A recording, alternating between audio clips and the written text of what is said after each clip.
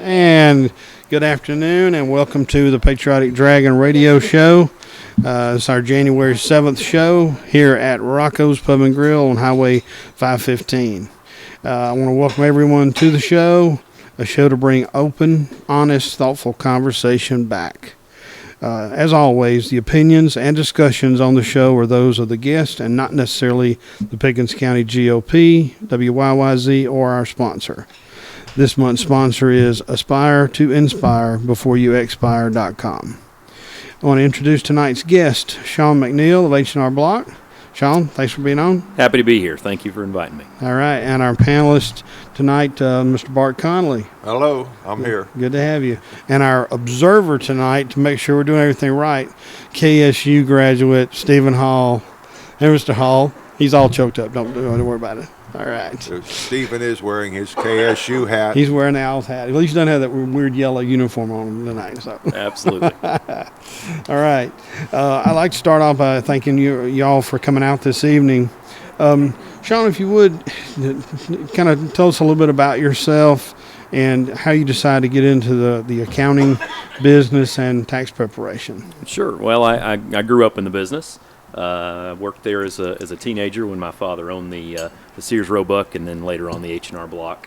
And so when I started studying engineering at Georgia Tech, I decided to work there my first semester to take off and make a little bit of money for myself to spend down there, and decided I liked it and went back and switched to accounting after that. So. Oh, really? Okay. All right. So now what type of engineering were you going into? I was going to be electrical engineer. Oh, now I understand that. There you go. Interested in speakers and things like that. Oh, yeah, really? So when you realized you could just go buy car stereo speakers, you just... Exactly.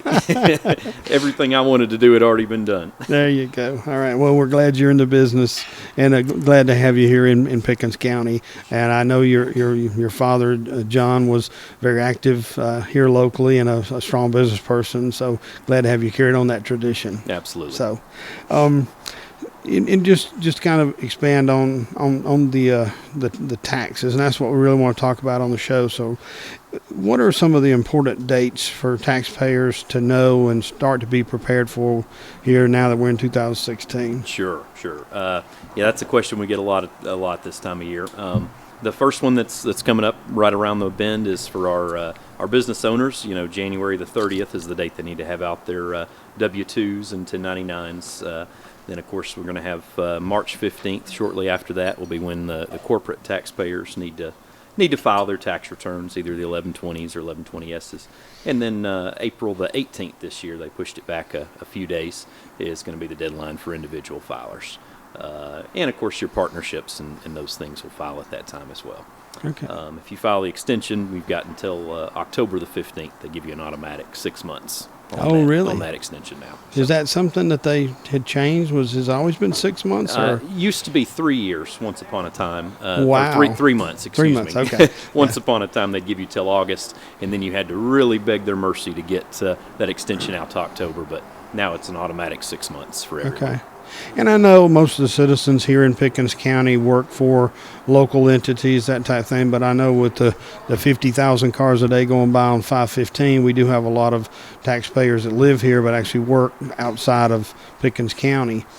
If they work for a corporation, which myself, I do, I work for Fortune 250, generally we'll get our W-2s in the mail and that type of thing. But if a taxpayer doesn't have that information, I know there's a timeline there that they can utilize pay stubs. So how's that? Absolutely, yeah. If you don't receive your W-2 from your employer by February the 15th and you have your check stub available, you can come in and file using your check stub.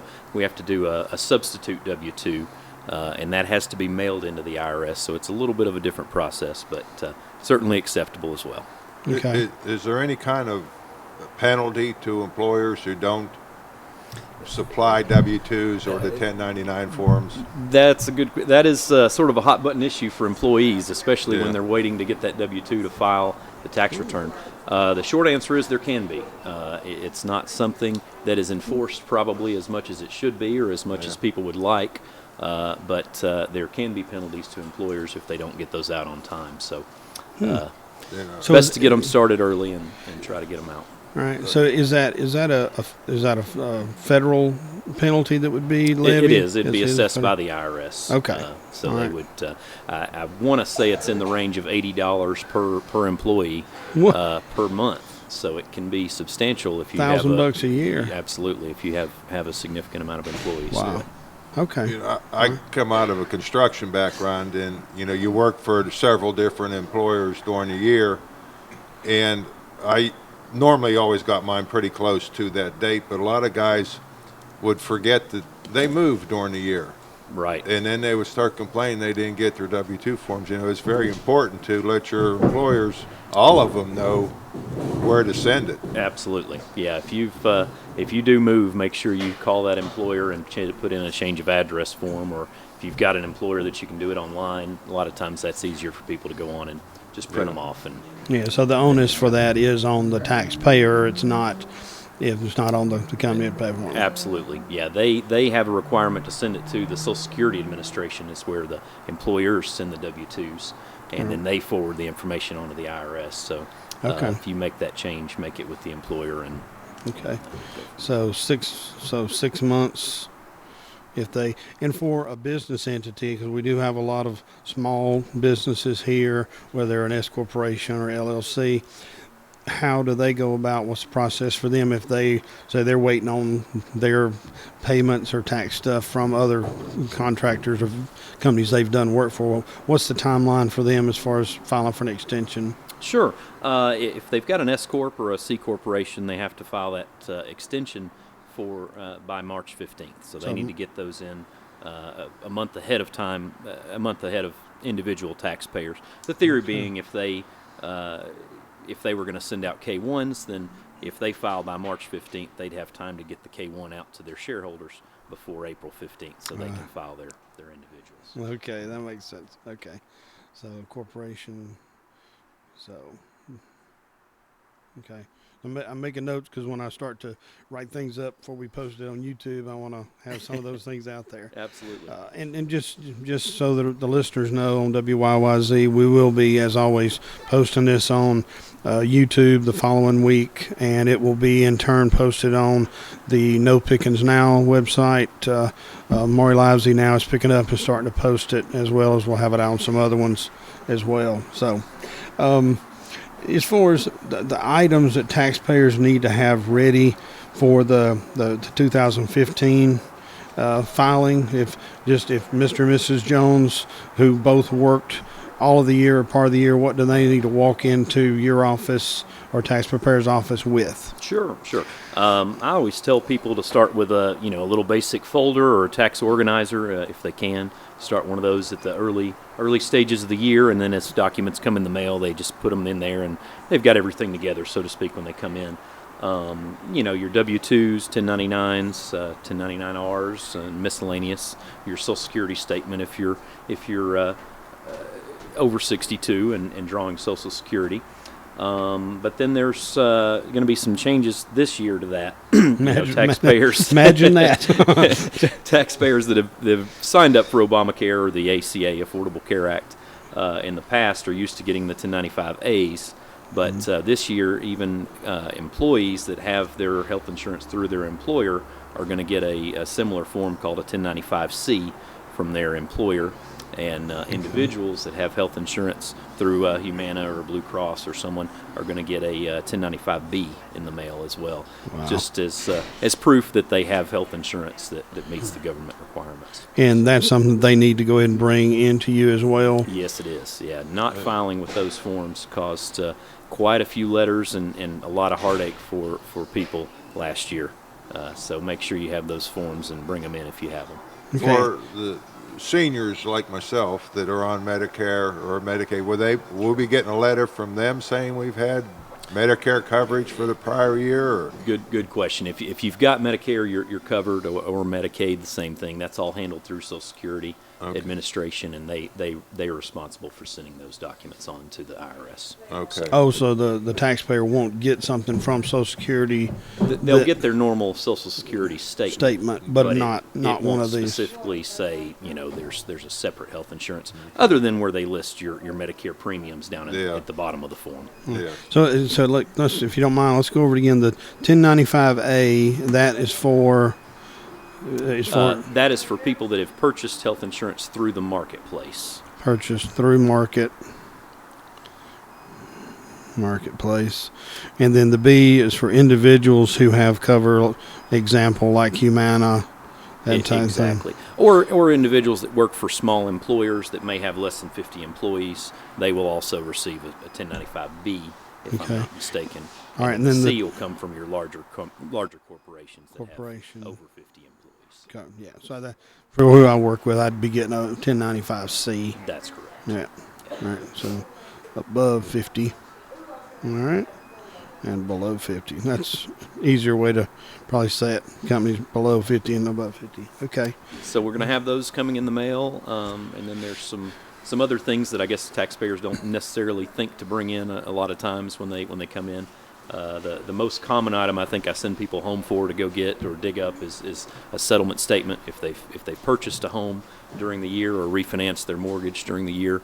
It's very common for people because you don't get that in the mail at tax time to forget about it. But it's a nice little deduction that people forget about, and always remember to bring in those settlement statements or HUD-1 form if you can when you come in.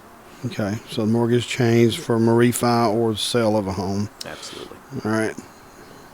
Yep. Because when you own the sale of a home, as we know from Mr. Dobbs, they will be putting that into the county records for your assessments for this coming year on your property tax. So we know it takes them about 90 days. So let's get ahead of it. Okay. And just along, go ahead, Mark. Yeah, talking about stuff you need to bring in, selling stock. If you had a little bit of stock and you sold it, how does that work? Can you explain it? Everybody, you got to pay on the capital gains and all that. Can you explain how, Absolutely, yeah. So since I think 2011 or 2012, the IRS changed the filing requirements for the brokerage houses that are holding your stock. So if you've Okay. got it through a Morgan Stanley or an E-Trade or someone Yeah. like that, they're keeping up with most of the records for you. Okay. And you would receive what they call a 1099-B. For Okay. broker or barter or exchange, and they send those forms out. They don't have the same requirements as employers. They usually come in sometime around the middle of February, and then Yeah. for a lot of my customers that are used to getting those, they usually send out a revised statement sometime in March. So you get those in. And you want to look at what you paid for the stock is the basic premise, and then look at what you sold the stock for, and the Okay. difference is what you pay capital gains on. And if you've had it for more than 1 year, obviously you get a better tax rate than if you've held the stock for less than 1 year. Okay. And of course, if you lose money on a stock, then which no one hopes to do, but if that does happen, you can deduct up to $3,000 of that on your personal tax return as well. Yeah. So, Okay. So yeah, everybody make a note of that after this week's market sell-off. Thank Yes, you, it is. thank you, China. Yeah. Thank you, China. Okay, we just lost all our money on the stock market, but the big thing is, it's on the news a lot, is this $700 million lottery.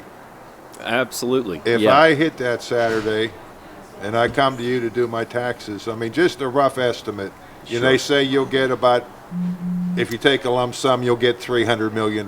Sure. What would taxes be on one individual getting a $300 million check from the Lottery Foundation? Sure. Yeah. If you took the cash option, you can plan on them taking, I'd say, roughly 42% of that for taxes after you pay your alternative minimum tax, which is not an alternative but an additional tax. They can word it however they like to, but they're going to take a chunk of it for sure by the time the state of Georgia and everything else gets a hold of it. Plus, you're going to have to get part of your Social Security back. No, I'm kidding. Absolutely. But from Belize, you really won't care, will you? No. Don't tell everybody I'm moving to Belize when I hit the money. By the time they're done with you only have a meager $180 million left. I know, really. How you gonna... That'd be like a third string fullback for the Falcons. Absolutely. Yeah, but you'd be better. Go Cam Newton. Okay. Go Cam Newton. All right. And then from kind of in that same line with the stocks and that type thing, as we've got, because we do have a lot of senior citizens, we have a lot of retired people that are what I would say have passive income. And this past year, I know a lot of them did have losses in their stock portfolios, that type thing, but they still had their retirement from their corporation they worked with. Kind of talk about that part of it stuff as far as what's different for that type tax filer that's not working but has good income, I guess the best way to say it. Sure. The most important thing for people with 401ks and individual retirement accounts that you can kind of cash flow, so to speak, you can choose how much distribution you're going to take each month or each is to try to smooth things out. I have a lot of retired taxpayers that'll come in and say, well, I want to take out I retired and I want to take out $100,000 from my 401k or IRA and pay off my house. Meanwhile, this is a terrible plan when you look at the tax consequences because of the additional tax rate you're going to pay on that money. $100,000 at one time is going to be taxed at a much higher rate than if you take $10,000 a year for 10 years. Some of the other stipulations that can come into people with cash flow is the difference in the taxable portion of your Social Security.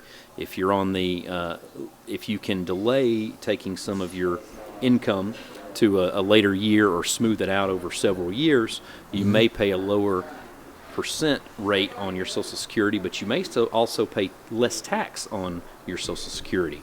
So if you are a single individual and you have $25,000 of Social Security or $25,000 of income in addition to your Social Security coming, you'll pay tax on zero of your Social Security. However, if you have $35,000 in income in addition to your Social Security, you might pay tax on an additional $5,000 or $10,000 worth of your Social Security. So by the time people in those particular income ranges take out $10,000 additional money to buy a car or something, they may in effect increase their AGI or adjusted gross income by $20,000. Wow. So you can really run into some problems like they call it the snowball effect. Right. Where as you add a little bit of income, it increases the taxable portion of your Social Security and causes some heartache for people. So Sure. want to avoid those and plan as best we can. Sure. So realistically, not just from a taxpayer standpoint, but say I was retiring at the end of 2015, we're going to be on what I call passive instead of active income for 2016. Realistically, I probably would be better served to set an appointment, come in and talk about what I was going to take from whatever sources in 2016 with you the first quarter of the year versus absolutely. Yeah, Okay. it's always good to plan ahead for things like that. We like to make those distributions at the end of the year. I mean, you're going to take your RMD or required minimum distribution if you're over 70 and a half at the beginning of the year. The banks usually send those out or at least tell you the amounts you need to take. But at the middle of the year is a good time to check in and say, hey, if I want to buy this car or if I want to add on to the kitchen or something, let me figure out what the consequences are going to be if I do that. So. Right. And most professionals should be able to tell you the implications there. Right, but that's a service that you do offer currently. Absolutely, in your office. Yeah. To current clients, it's free, and to new clients, we'll sit down with you for a reasonable rate. Oh, fantastic. some planning. Okay, so it's fee based. Absolutely. Okay, Yeah, it's not yeah. a percentage of like investment companies do. Oh no, just an hourly rate. Okay, all right, good. That's good that way. You said before if your stocks lose money, you can up to $3,000. You can get a credit on that loss. Well, not a credit. So a credit and a deduction, those are the two sort of terms that are used, and a lot of times they're interchanged in taxes. But so a deduction is going to reduce your taxable income, so you'll get a percentage of that back. Whereas a credit is like cash in your pocket. That's a direct credit against your tax. So if somebody offers you a $3,000 deduction or a $3,000 credit, you want the credit every time. What I was getting at, if your 401k loses money, is there any way to offset that? I'm afraid not. No, that's a different ballgame. It is. Unfortunately, that was the big hit for a lot of people in 2008, 2009 when the market crashed. You had a lot of people that lost half of their life savings, and you say, well, at least I can deduct that off on my taxes, and you come in, and unfortunately that's not the case. Those are sunk costs. Now, in theory, it'll reduce your taxable income later on. So I guess you sort of do get that deduction as you take it out, but that doesn't help people's hearts very much when they're going through that. Yeah, so when it goes from a 401 to a 201. Right. Yeah. Or an 01. Yeah. And an example too, and I mean, and it's just my personal philosophy, and with my wife and I've done this for a number of years. Usually on any election year, I have a tendency to move everything into a cash position for that election year, and I've been told, but in the last 30 days, I've been very proud that I've moved all my 401 into a cash position, except for my Snap-on stock, which I kept, because it's up still in the $165 a share range. So, but from a standpoint, from an accounting standpoint, how would you recommend people, what allocations would you recommend people have, especially as they move toward retirement? Sure. For those of us who are on the downhill run. Sure. So I'll try to be as basic as I can. I'm not a financial advisor, so I can't tell people about allocations. But, tax-wise, you want to have things moving out of tax-sheltered accounts into non-tax sheltered accounts as quickly as you can without paying a higher tax rate. So it's something where you really just have to spend a little bit of time planning if there's any kind of significant balance in those retirement accounts, and make sure that you get as much of your own money back as is possible when you move through that. So because it's still a taxable event when you make those moves, so you need to calculate it along with your regular income. Yes, you do. Yeah, it's all ordinary income. In fact, there's not even we have a better income rate on certain items. Capital gains, if you're selling stock in a brokerage account and you've had it over a year, get a preferential tax rate. Qualified dividends from your big corporations get a better tax rate, but your 401k distributions are all ordinary income. So, all right. Yeah. How would this compare to taking all your money in cash and putting it in a can in the backyard? Well, there's no taxes on cans in the backyard as of yet. I'm sure they're working on something. You don't have to worry about the stock market going up and down, and just don't take out over $9,990. Absolutely. Yeah. And as we all know from our Social Security statements, inflation's almost zero. So I learned that this year. They didn't price eggs when they did that. No, they didn't. Yeah, I was talking about that with one of our state representatives first of this week about the reconciliation part of the Social Security increases or lack thereof, and that fuel costs are a big part of that calculation, and how the oil prices being deflated and that type of thing have really hurt, because they look at it as that part of transportation saves Walmart, so Walmart's making better profit and their cost of goods is lower, but you don't reflect that when you're paying $5.99 for a ground beef. No, you don't. No, that's for sure. Yeah. So hopefully we can buy a house a little cheaper now than we did 10 years ago or 8 years ago anyway. But there's a lot of the loaf of bread's going up, and gas is going to go up, I'm sure, too, eventually. Yeah. So I'm putting in my puts for $26 a barrel. Just woo. I figure I'll do okay when it goes back to 32. So make the spread. Absolutely. All right. just kind of talk about how can taxpayers get in touch with you or with your company? Sure, they can call us, come by our new office here in Jasper at 675 Noah Drive, across from Johnny's Pizza, or they can call us at 706-692-3178, or go online. That's probably the easiest way to make an appointment or do anything else, to hrblock.com. hrblock.com. And then that's your website there at the store. So, well, that's the main website, obviously, and then once you punch in your zip code, you should see my office and, and our preparers right there, all right. Along with. And say a taxpayer, say they're waiting on their W-2s and 1099s, that type thing, they could go ahead and go online. Is there a way for them to turn around and chat or talk to you online that way? There's not a way to chat with us directly online. The easiest way with questions like that is just to call us. If you don't have your W-2s and you want to come in, we've got a Jump Start program where we can basically put all the information in, update your addresses, phone numbers, the basic things that we need, and put in some of the numbers from your check stub and get an idea of how the return will look. And then we go back in once you have the W-2 and finish it up. So it makes things a little easier on people too. Absolutely. You mentioned that people can call you with questions. And I know you've heard the horror stories of people will call the IRS with a question, what color's an elephant? And they'll talk to, they call every day of the week, talk to 5 different people at the IRS and get 5 different answers.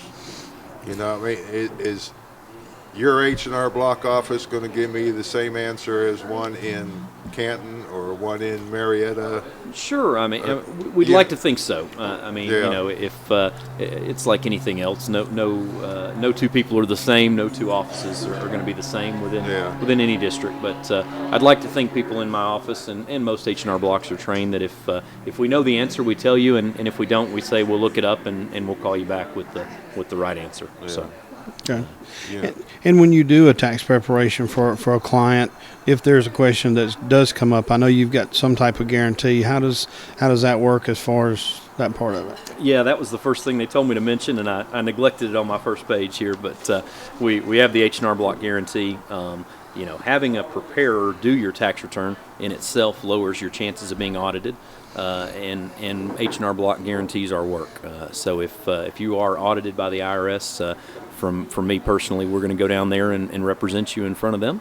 And if there's any penalties or interest due back to one of our errors, we're going to pay those for you. So what we do is just try to put people back in the same spot they were had we not made the mistake. And I think that's been a good program, and we do stand behind our work. So. Yeah, and for taxpayers like Bart was talking about the construction industry, because we've got a lot of people who are, and say they were working out of state or out of the county, that type of thing, and they happen to be working in Florida and had their taxes done there locally by Joe's Bait and Tackle and Tax Preparation.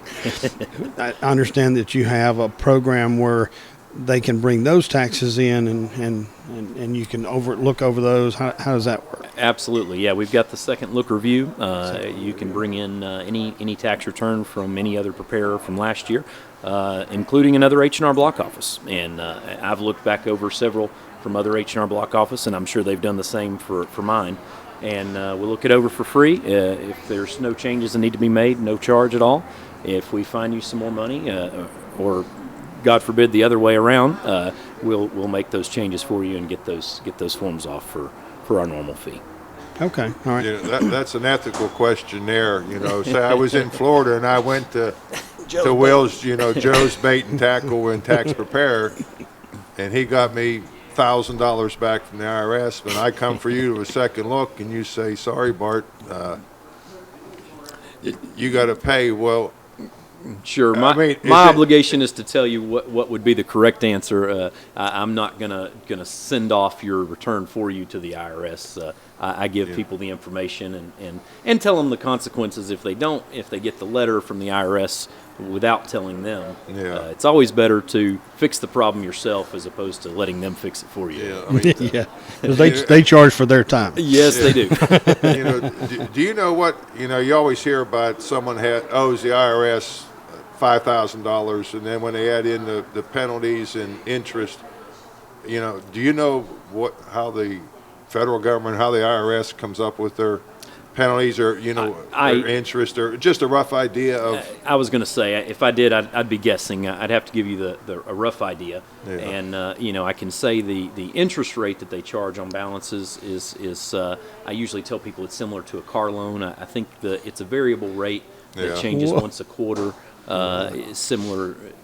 It's usually in the 4 to 6% range, I'd say, for the last couple of years. So the interest rate you pay on it is not too bad. The penalties have a wide difference. If you're talking about an underpayment penalty, those generally are gonna max out in the 1 to 2% range, if I'm not mistaken. Whereas your fraud penalties and your unreported income type penalties, where you've not told them everything maybe exactly as it should be, those can be significant, up to, I believe, 50% of the balance. Okay. So, you always hear about that. The company that can help you get your penalty taken away where you just owe the taxes. Sure. It seems substantial amount. If a lot of times better than that. We've had quite a bit of success the last 5 or 6 years with what the IRS calls the offering compromise. Okay. You used to submit those to the IRS, and the problem really was for so many years you were submitting those to a collection agent that may get a potential commission based on how much they collect from taxpayers. Yeah. So they weren't nearly as willing to work with you when they have a lot of power. But now we have an independent body within the IRS that handles offering compromise, and they seem to be fair. I mean, from my experience, as fair as you can be when you're collecting taxes from people. Yeah. But a lot of taxpayers are able to get those balances down, and we've helped quite a few people with those over the last few years as well. So. Okay. But I guess the rule there would be, don't borrow money from the IRS. Go borrow it from Renaissance Bank or somebody else, because they'll give it to you for a whole lot less than 4 to 6%. So, I'm sorry, 4 to 6. Yeah, that's what I mean. Okay, Sure. Anywhere in that range, I think you can get money cheaper and not have a penalty for it. So, Absolutely. File your taxes timely, file your taxes correctly. And if you do have a balance, go back and file those delinquent returns. That's the number one problem for a lot of our construction workers. They say, I didn't receive anything, so I didn't go in and think I had to file. Well, you still had income, and eventually they're going to send you that hey, how have you been letter, is what we like to call it. Haven't heard from you in a while, Sean. Time to. And, if you get one of those, just file your returns. Anytime you file a return, you do what we call starting the clock. So if you don't file a tax return, the IRS has an unlimited amount of time to go back on that tax year and assess taxes. Whereas if you file the return, unless you have significantly understated your income, they've only got 3 years to go back on you. So you always want to start the clock with the IRS, and keep in mind that they're not going to give you any deductions if they file it for you. So Okay. All right, and then and this more of an accounting question, but also tax related. Say that we have a person who, through no cause of their own, say they worked and made very good income the first quarter of the year, or say even the first 2 quarters of the year, but then became unemployed or had a situation, whatever, and then they didn't have any income after that. So, but their taxable rate, they're still going to owe taxes that they need to pay, but they don't have the money today. Kind of go through that process so they file properly and that type of thing. Sure. So, I mean, if they've got a situation like that and they didn't have enough taxes withheld that first or second quarter on their W-2 to cover the tax. The IRS has installment request forms that you can send in with any tax return. I think it's a 9465 form for those of you that need that form, but double check me on that. But you can set up a payment plan. They look for balances to be paid off within the next 3 years. So they'll go that far out. Yes, they will. So it doesn't have to be 12 used to be months. 2 years, but as of the 2 or 3 years ago, they've changed that, and they'll now accept payment plans for 3 years. So if Right. you And don't that's have the something- ability to pay, make what we call the good faith payment. Send them in 10% of the balance if you can when you file the return, and then along with that, an installment request, and you'll be Okay, and that's something that you can do is when you're going through and prepping their taxes, you can tell them what to do, how much to pay, and that type of thing. Yeah, that situation comes up more than it should, and more than we hope for. But we can always help people with that as well. Okay. One thing that came up when I first retired is not having enough money paid in, quarterly or whatever. What is the limit of what you can owe the IRS for the year without getting a small penalty? Because the first year, I can't remember what the number was, but I did have a small, I'm like $20 something, because I owed too much, didn't have it deducted. Sure. Don't have the threshold in front of me, but I would say any balance less than $1,000, you're going to have little to no penalty. Okay. They're very nominal amounts. Yeah. The main thing you need to do is if you can, try to pay in 90% of the tax that you owed last year. So if you had a balance or you had total tax liability last year of $10,000, try to pay in $9,000 throughout the year to cover that, and you won't ever have any penalties. Okay, that's good. Good rule of thumb there. Okay. Well, before you get off the subject, is there a point in time of age when you no longer have to file a federal tax return? Yes, as soon as you pass away, you no longer have to. There are only two certain things in life, and unfortunately, no. As long as you have income, you will have to file. Even if it's your only income is Social Security or Social Security disability? No, you're correct. Absolutely. If your income falls below certain filing thresholds, you do not have to file a tax return. For a single taxpayer this year, I'd say it's somewhere around $10,000. Yeah. For a married couple, probably in the $20,000 range, and then because there are older people out there whose only income is a small Social Security check. Sure. They don't have anything else. And the nice thing about it is Social Security by itself is not taxable. So if the only income you have coming in is Social Security, it will never be taxable, even if it exceeds those income thresholds. So that's a nice distinction for people. Social Security is not taxable on its own. Okay. You have to have other retirement income or W-2 income to make it taxable. So it's a nice little feature. Another nice one in Georgia, of course, is we have that retirement income exclusion. So in Georgia, for a single man, the first $35,000, if you're over 62, of retirement income are tax-free, right, in addition to your Social Security. And if you're a married couple, you can do $35,000 each of retirement income that's tax-free in addition to your Social Security. So let me understand this. So say a person is 63 this calendar year, and they file for Social Security if they want to draw some of that out, and they were going to pull $30,000 out of Social Security, but they had a retirement plan with their company, and it was another $34,995. Absolutely, no tax at all in the state of Georgia. Now, the federal government may have some tax on that, but but not the state of Georgia would be tax-free. They're trying to compete with Florida and Tennessee, those other states that don't have state income tax, to try to get some retirees, and I think the plan's probably been successful for them. Yeah. So except for those school taxes, we'll still get you to pay those, but we're working on it. For those Pickens, at least in Pickens County. Yeah, seniors for change. We've not forgotten you, so we are still working on that.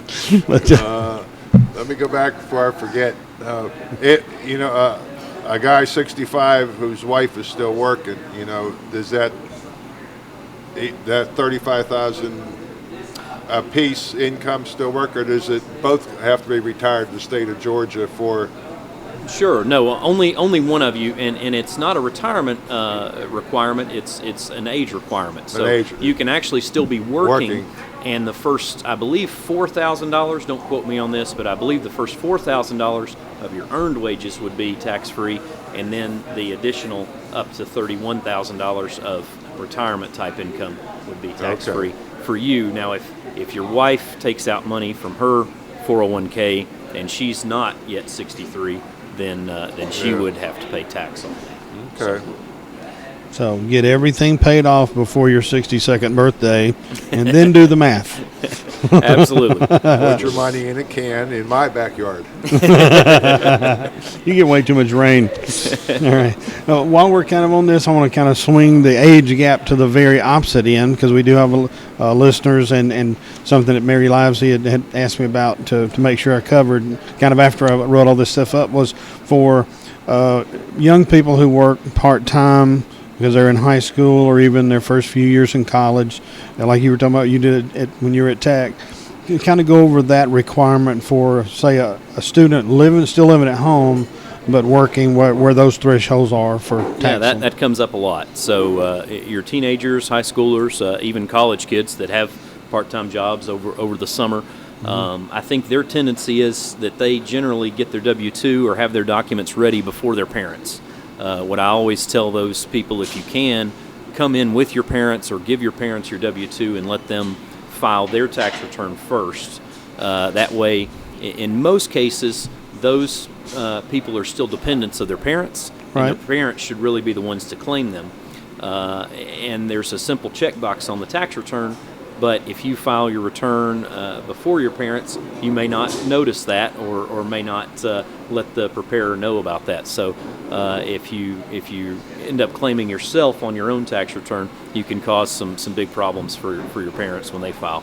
The cool thing is if you are being claimed by someone else, all they're taking is your exemption. So if you're a student and you make less than, I think, $6,300 this year, you're still not going to pay any tax on that income. You'll get back everything you paid in, and your parents can still claim you and get all the deductions for that. So.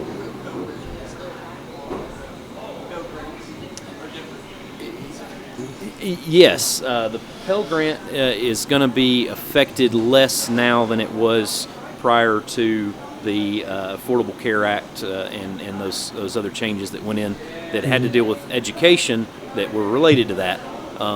The Pell Grant, I used to advise clients that the first 2 years of college you claim them and let them work or do a part-time job the same as you always were. But that junior year of college, when they're roughly 21, 22.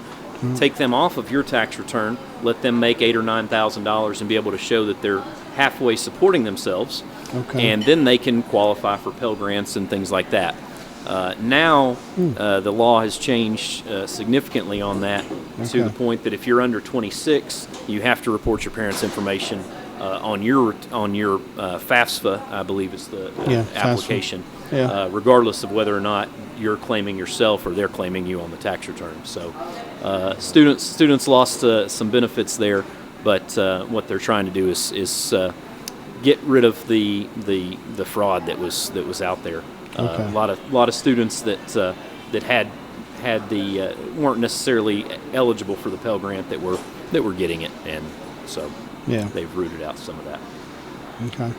So from that standpoint, just for an example point, say I've got a son who's 22 years old, is a junior at Kennesaw State, and he's worked at the Town Center Mall, and he made $8,000 because he worked every week pretty much all year, not just summertime. Sure. And so he needs to get his W-2 from wherever he worked at, and then wait and come in preferably with his parents. Sure. Yeah, best thing you can do there is bring it in with your parents. On an $8,000 worth of income, you're going to lose your exemption and you will pay some tax. However, you're going to pay tax on $1,700 as opposed to your parents and your tax rate on that's going to be 5 or 10%, whereas your parents may be paying 15 or 25%. So we try to look at the overall impact, and Dad'll split it with you. I promise. He'll pay your taxes gladly to get back that additional money. Okay. All right. Good deal. All right. And now we got some time here. So I understand that you consolidated your two operations this past year.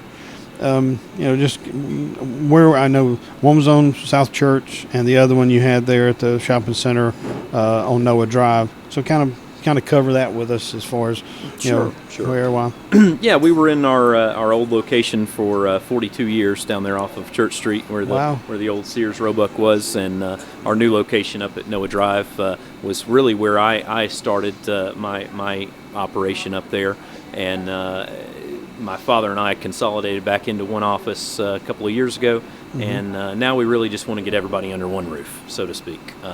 There's a lot of different people, and there's a wealth of knowledge in our office, and everybody kind of has their own expertise. So it's a lot easier for us to ask a question across two desks than it is to pick up the phone and try to get through to someone and explain that over the phone. Sure.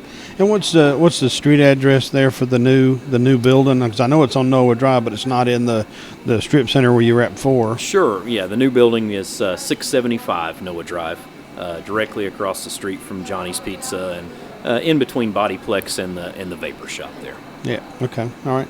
And what made you? I understand that you actually built the building that you're in, and kind of what made you decide to invest in the building here in Pickens County as opposed to somewhere else?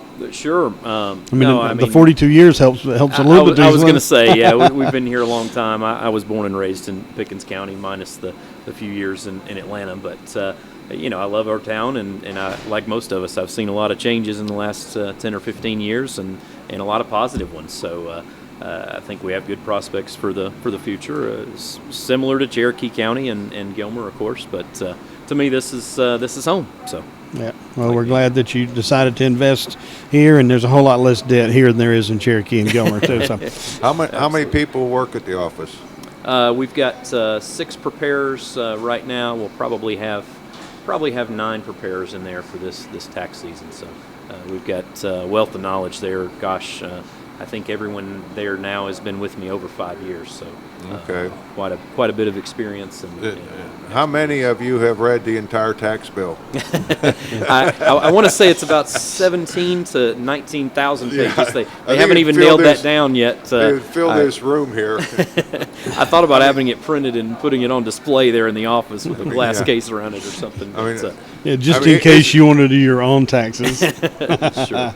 Is it possible for anybody to know what's on every page of that thing? I don't think so off the top of their head. I get, as long as I've been doing this, 15 or 20 years, I still get questions every day that I don't know the answer to right off the top of my head. But the main thing is knowing how to research it and knowing how to get to the right answer and seeing where. Do those right answers change? You hear about the tax code being changed.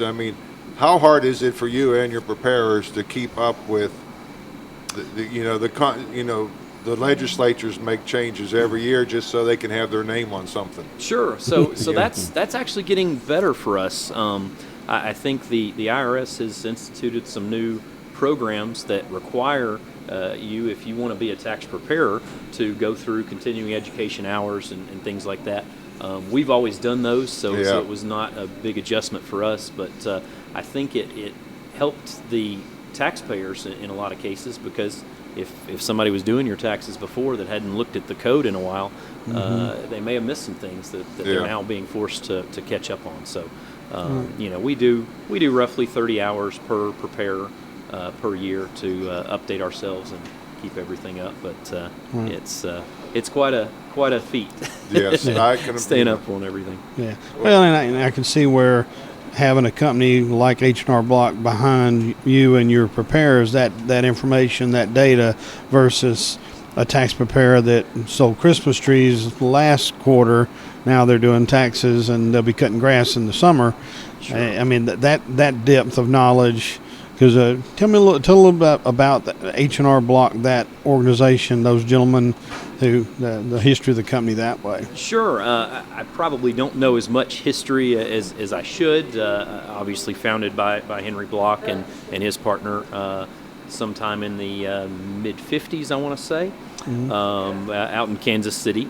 So they basically revolutionized the industry, or created the industry. Before H&R Block, there was no tax preparation companies.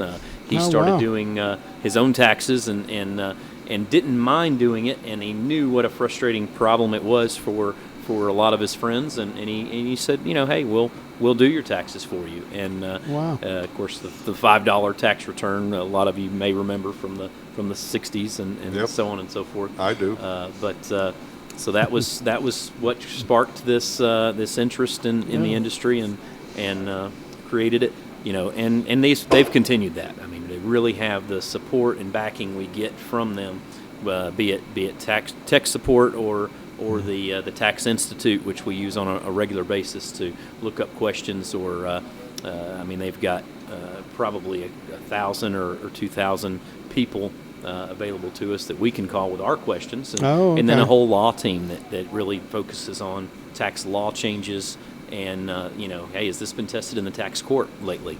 And not only that, but has it been tested in the tax court in your district?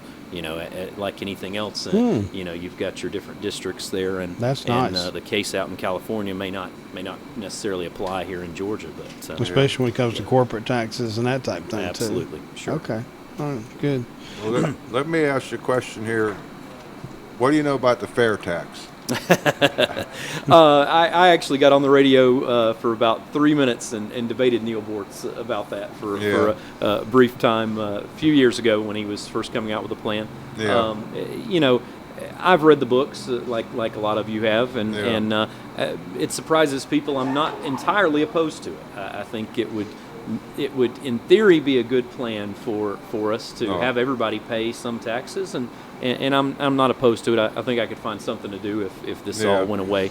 But I think like so many people have pointed out, it would hurt some of the industries and create a lot of black markets that may or may not already be there. But when you look at your airlines and your car manufacturers and paying that additional sales tax, no matter how many embedded taxes are there, I think it would damage a couple of those industries in particular. That was the one debate I can remember when it come out. I was working in Atlanta, so I heard Neil Bortz a lot talking about it in the rallies. But the big thing was people said they were against it because it would put tax preparers out of business. They didn't mind paying extra taxes, which I thought, it's counterintuitive there. Yeah, that surprises me. Most times people don't think about us, but I'm glad to know some of them were looking out for us. My point was, the fair. I've read the books, and I think if you could pass the fair tax as it is written and not touch it, it would be a great plan. But I don't know if there's any bill that's ever been written that hasn't had any changes. You look at how many changes are done to our tax plan now over the years. When was it, when Clinton's first term, that they redid the tax forms and it was down to, 2,500 or 3,000 pages? And since then, we're back up to 17,000 pages. So this fair tax going from 100 pages before you retired would be 10,000 pages. Absolutely. I remember as a college freshman watching C-SPAN on late one night for some reason, and I don't remember why I turned it on, but I just happened to have it on, and they had a bill on the floor. I don't remember if it was the Senate or the House, but they were discussing what they called the tax simplification bill. Yep. And sure enough, a CPA organization was up there speaking in favor of this, and I had to call my dad and say, why in the world would a CPA organization be in favor of them passing a tax simplification bill? Yeah. And, of course, that was just the name of the bill. They weren't going to simplify anything. They were going to cut a few things off here, but the process and make the whole code much more lengthy. Yeah. Harder to understand. Yeah, and from a full disclosure standpoint, I support the fair tax, the 999 plan, anything. I don't think that your job or somebody that I care about's job would go away, because no matter how simple they make the tax code or what format we work in, we're always going to need CPAs, probably more so than ever before. And I think no matter how simple they make it, there's always going to be people that, they can't balance their checkbook. They're definitely not going to do their own tax preparation, no matter what the format is. Sure. I don't see the industry going away. It'd be nice, though, if it was a more fair and equitable tax plan. That's really all I think most conservative, fiscal conservative people want. Absolutely. Yeah. Let us at least know what the game is that we're playing before we go ahead. And in the meantime, that's what we're here for. Help people even the playing field. And I used to do my taxes a long time ago, but over the years they've got more complicated, where if you file Form A, you need Form B, C, and D, and if you file D, you need X and Y. And sure, I mean the forms, it's, to me, mine's still a simple tax form, but it's getting thicker every year when I get it prepared, because the government says I need to be able to sign this form and sign that one in. Yeah, compliance. They want everything documented now. one of the other new pilot programs that we're participating in that we don't necessarily have to, but we're making it optional for our clients is to bring in your driver's license. We can actually, I meant to mention this earlier, but a little bit off topic, but you can bring in your driver's license, punch in your driver's license number while we're filing your tax return. That will help to reassure the IRS that it is you that's filing your tax return. To eliminate fraud. Tax identity theft is becoming a massive. major concern. Yeah. We in our office had probably 15 to 20 clients alone that were victims of this last year. Wow. And I can tell you, for the unlucky few, it is a nightmare. In most cases, you're waiting till October or November if you have a refund coming before it comes back to you. So we're offering some new plans. The Tax Identity Shield that H&R Block has developed to help taxpayers get a tax identity PIN number with the IRS, and then monitor their tax return to see if anyone out there does try to file their tax return without their knowledge. So. Okay. Yeah, and I understand that from conversation before that your system in-house, you don't have anybody that's actually using their computers to turn around and go watch the Falcons football game or play games. Your system is very secure, unlike somebody, maybe an individual who's doing tax preparation. Can you kind of talk about that? It is, knock on wood.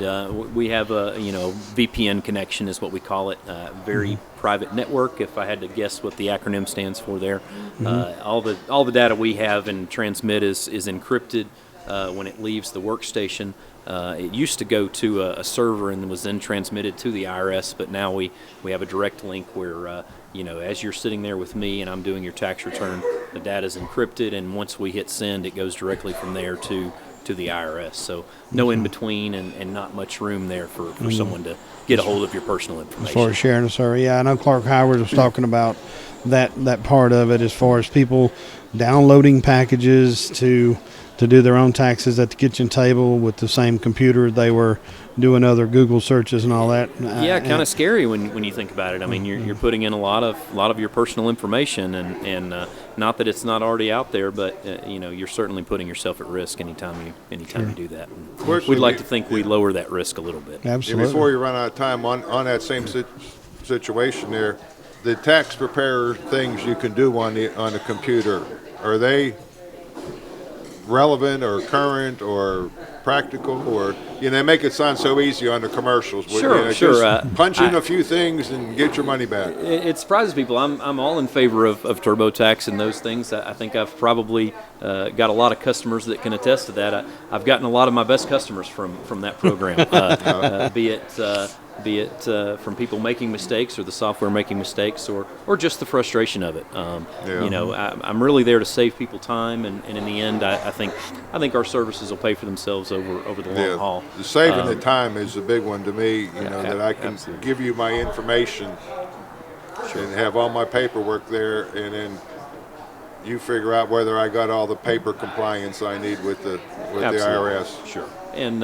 you have a dialogue about it, and just talking about those issues and what's going on in your life. A lot of times that makes a lot of difference when we hear something that comes up. So, one other thing I want to talk about, just bring it up and stuff, is I understand, looking at your new building, I drove by there and saw it with the Chamber of Commerce when you had your ribbon cutting, that you've got some additional space.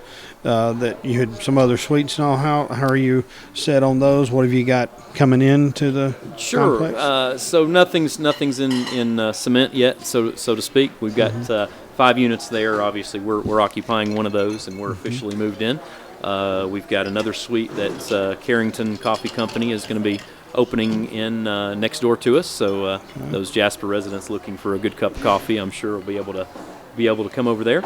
I've talked to a lot of people about the other units, but nothing's set in stone yet. So and size and that type of thing. What have you got left? Units anywhere from 800 to 1,200 square feet at competitive rates. I've got a big mortgage to pay over there on that new building, and so we'll certainly try to get people in there if we can. Okay. And help each other. Gosh, sure. that's what it's about. Hopefully someone will buy another one of those lots and put another building in. That's a good location for small business to move into. We certainly hope so. Absolutely. Yeah, that's the whole county's growing, and we've got the traffic. So Yeah. That's good.